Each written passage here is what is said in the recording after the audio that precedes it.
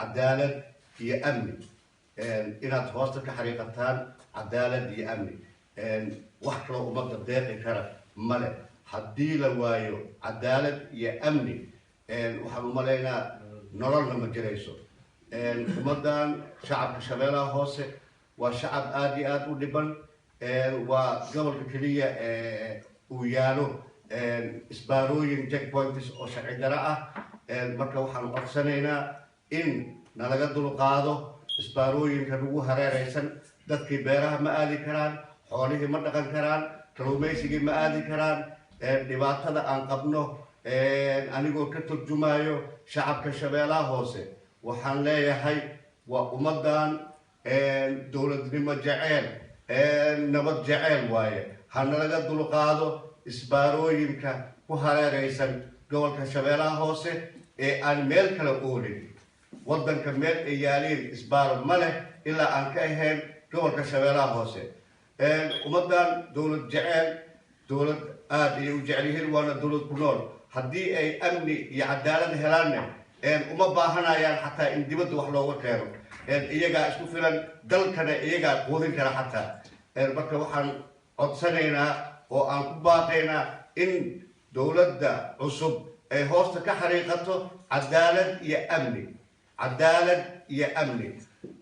maxaa yeelay gobolka shabeelaha hoose xal ma u baahno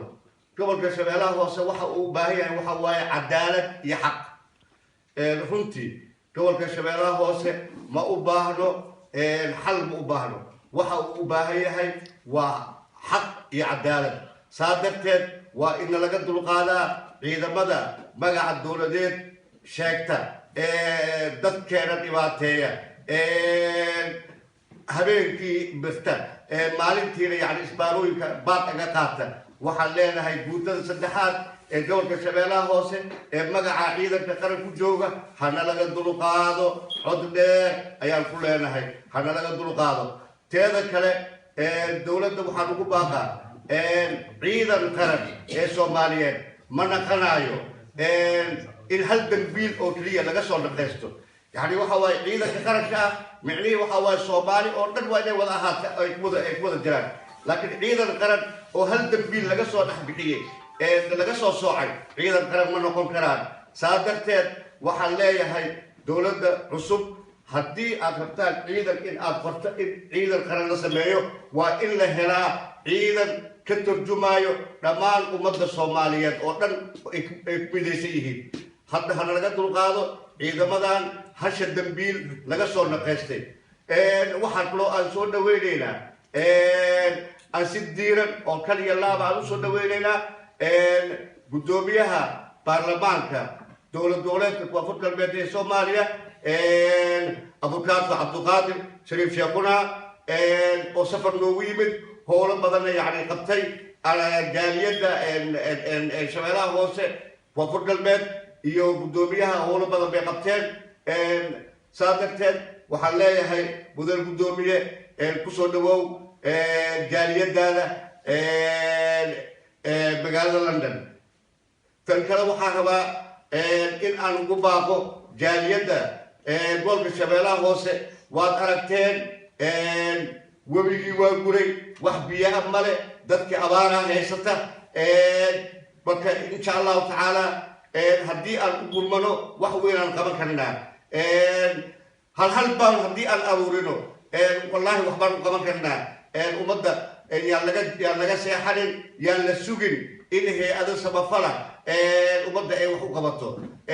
ummadda annaga aan u bilowno annagaa ka dhalanay annagaa dadkoodii ah aan u jawaabno dhibaatada ummadda haysata ee abaarta ah aan ka jawaabno aan mataqaanaa si degdeg aan abil u samayno oo aan ummaddaas ugu gurmano marka hadalka ma dheeraynaayo waxaan leeyahay aad iyo aad aad u baxsan tihiin mar labaad guddoomiye kusoo dhawow taageero buuxdo ayaan taageernay dowladda federaalka soomaaliya ee madaxweynaha ka yahay maxamed cabdullaahi maxamed farmaajo iyo prime minister khayre waxaan leenahay ummadda waxaa deeqa oo deeqa bini aadamka waxaa deeqa oo keliya cadaalad iyo amni cadaalad iyo amni waxaan ahayn ummadda ma deeqo haddii cadaalad iyo amni la waayo nolol ma jirayso dowladnimana ma jirayso annagana cabasho 27 sano waxaan qabnaa culays aan Soomaaliya qabin oo annaga noo gooli ah haddaan nahay gobolka Shabeellaha Hoose saa darteed waxaan leenahay ciidamadan hasha dambiil laga soo dhax bixiyay oo mataqaanaa gobolka Shabeellaha Hoose dhibaatada ku hayo guutada saddexaad hana laga dulqaado ma xabili karno intaan ka badan hana laga dulqaado wassalaamu calaykum waraxmatullaahi wabarakaatuh